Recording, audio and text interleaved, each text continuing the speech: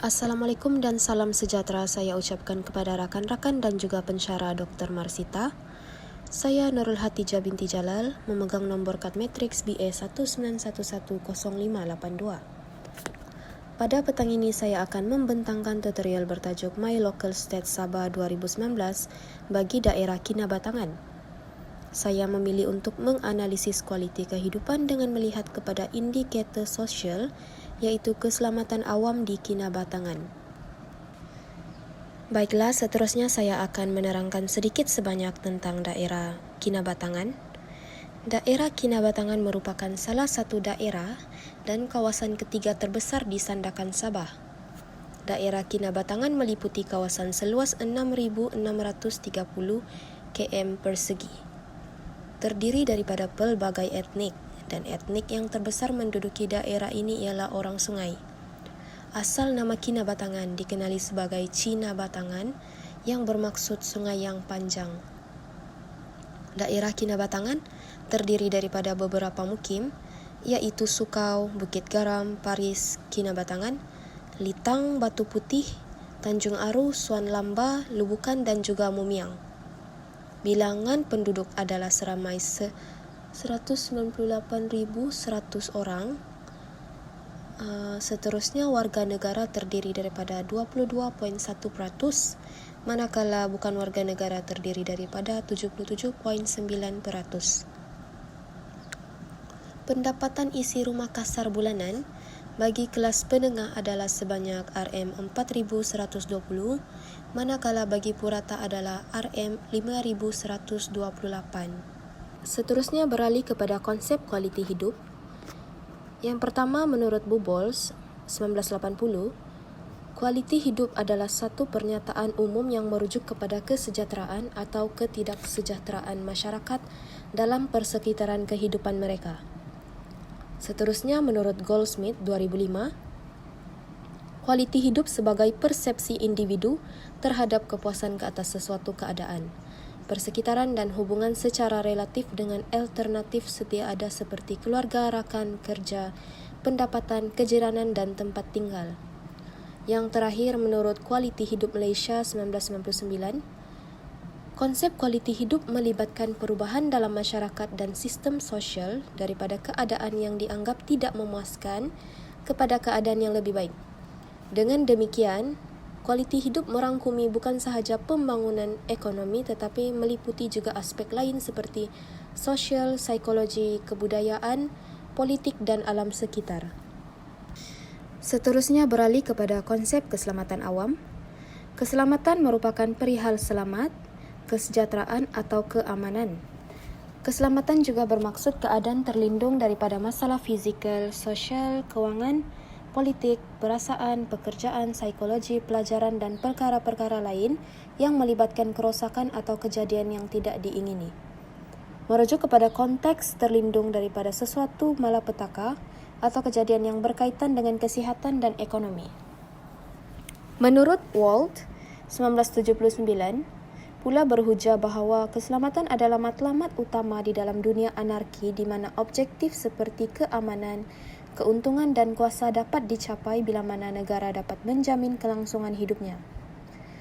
Manakala menurut Wolfers 1962, konsep keselamatan negara boleh dirujuk sebagai tiadanya perasaan terancam atau diancam di dalam mencapai sesuatu nilai, dan dari segi kefahaman subjektifnya pula merujuk kepada ketidakwujudan perasaan takut terhadap nilai yang telah dicapai. Baiklah, seterusnya beralih kepada statistik terpilih keselamatan awam di Kinabatangan. Berdasarkan statistik keselamatan awam yang diambil daripada My Local State 2019, saya memilih untuk menganalisis kemalangan jalan raya, jenayah kekerasan dan juga jenayah harta benda.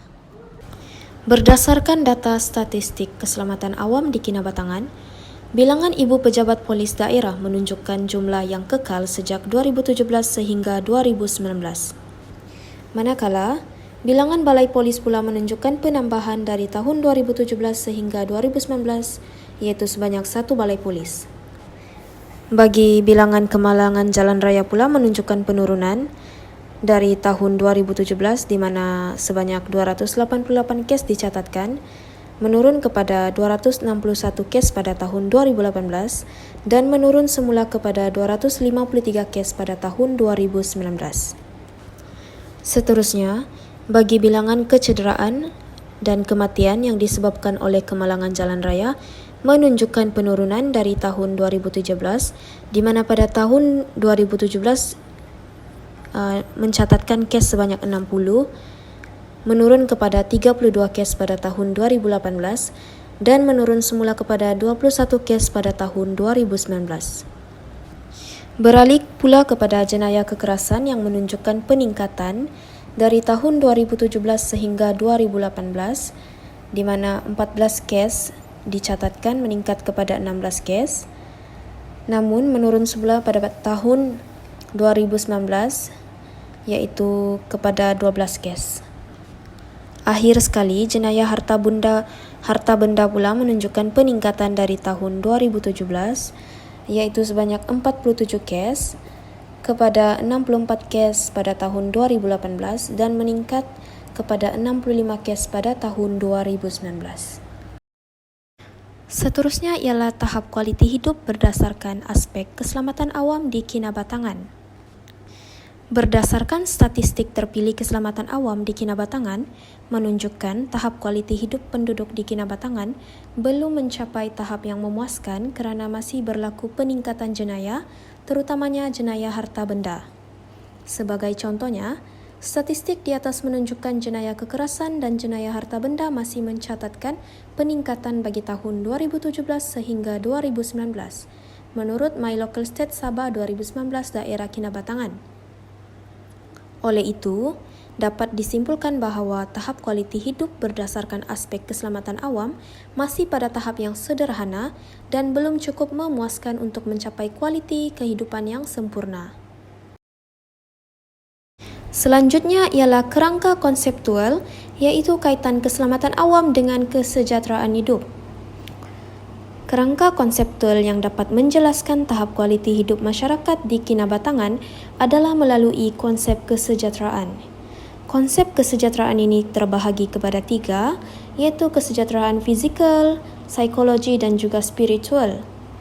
Menurut Costanza 2007, kesejahteraan adalah sebagai respon individu atau kumpulan terhadap kegembiraan, kepuasan hidup dan kebajikan. Oleh itu, tahap kualiti hidup di Kinabatangan dapat diukur berdasarkan kesejahteraan yang dicapai melalui tahap keselamatan awam yang terjamin. Sebagai contohnya, beberapa kes jenayah yang berlaku masih meningkat di daerah Kinabatangan mencerminkan tahap keselamatan awam yang masih belum cukup memuaskan untuk mencapai kesejahteraan penduduk Kinabatangan. Buktinya, statistik keselamatan awam dalam My Local State Kinabatangan menunjukkan peningkatan jenayah harta benda sepanjang tahun 2017 sehingga 2019. Jelaslah bahawa tahap keselamatan awam yang berada pada tahap sederhana ini boleh menggugat kualiti hidup penduduk Kinabatangan dari aspek kesejahteraan. Namun, di sebalik peningkatan jenayah yang berlaku di Kinabatangan, terdapat 2 program yang dijalankan di daerah ini, iaitu Pendidikan Keselamatan Kejiranan Daerah Kinabatangan pada tahun 2019. Objektif program adalah untuk mengesan isu-isu atau masalah keselamatan di kawasan penempatan dan berbincang akan langkah yang perlu dan patut diambil dalam menyelesaikan isu tersebut. Program yang kedua ialah program Jom Ronda Skim Rondaan Sukarela Daerah Kinabatangan, di mana objektif program adalah untuk meningkatkan lagi keselamatan di Kampung Jaya Baru, Kinabatangan. Akhir sekali, bahagian kesimpulan, secara keseluruhan, kualiti hidup di daerah Kinabatangan masih berada di tahap yang sederhana dan berkemungkinan akan meningkat sekiranya tidak dibendung dengan segera. Keselamatan awam di Malaysia merujuk kepada keadaan mewujudkan satu sosial yang aman dan damai di negara ini. Oleh itu, keselamatan awam haruslah dijamin supaya tidak mewujudkan masalah sosial kepada rakyat Malaysia. Keselamatan awam adalah aspek indikator sosial yang penting untuk mengukur sejauh mana kesejahteraan penduduk di Kinabatangan dapat dicapai melalui kualiti hidup yang berkualiti. Sekian, terima kasih.